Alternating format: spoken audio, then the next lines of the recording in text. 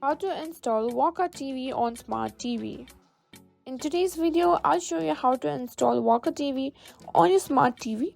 It's a simple process, so let's get started. First things first, power on your Smart TV and make sure it's connected to the internet. Now, depending on your Smart TV's operating system, navigate to the App Store. On most TVs, this will be the Google Play Store for Android TVs or the respective App Store for your system. Once in the App Store, use the search bar to type in Waka TV. If it's available in your region, it should show up in the results. Select the Waka TV from the list and click the install button. The app will start downloading and installing automatically. Once the installation is complete, you can launch the app by selecting open. If you're setting up for the first time, you may need to sign in or create an account. Just follow the on-screen instructions to either sign in or create a new account.